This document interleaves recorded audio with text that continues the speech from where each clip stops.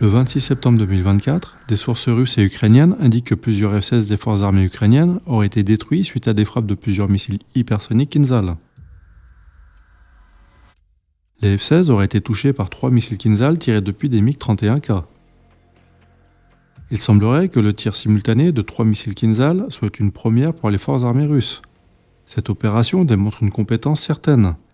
Il est vraisemblable de penser que les Ukrainiens prennent grand soin des F-16 et qu'ils font tout pour garder ces avions le moins de temps possible sur un lieu donné. Cela suppose une boucle renseignement, acquisition, neutralisation des cibles, somme toute assez rapide du côté des Russes. Dans ce type d'opération, la possession et l'utilisation d'un missile hypersonique est sûrement un atout majeur.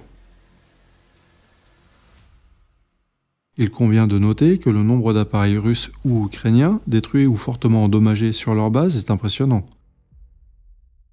En l'espèce, les F-16 auraient été détruits par des armes hypersoniques, mais rappelons que des bombardiers stratégiques et des avions d'alerte avancés russes ont été détruits ou fortement endommagés sur leur base par des drones ukrainiens.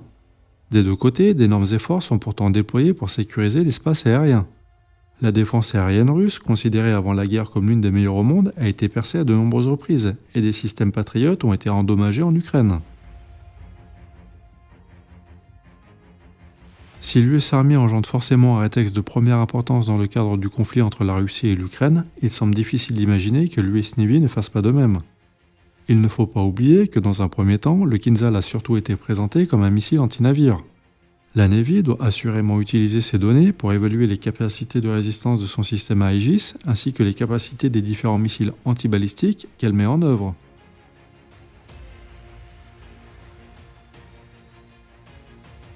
Rappelons ensuite que cette opération n'est pas la première opération complexe menée par les forces aériennes russes.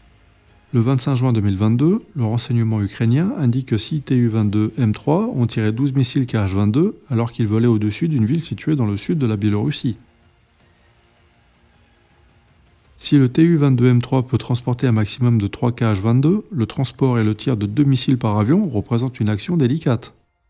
Si le Kh-22 n'est pas hypersonique, il est largement supersonique. La vitesse de ce missile anti-navire dépasse Mach 4 et sa portée est de 600 km maximum.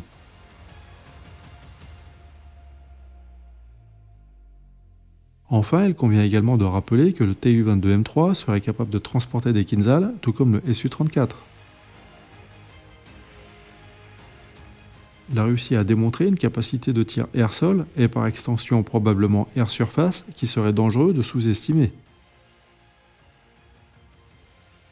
Si cette vidéo vous a plu, le pouce en l'air fait toujours plaisir, tout comme l'abonnement à la chaîne. Merci pour votre visite et à bientôt sur LTDO.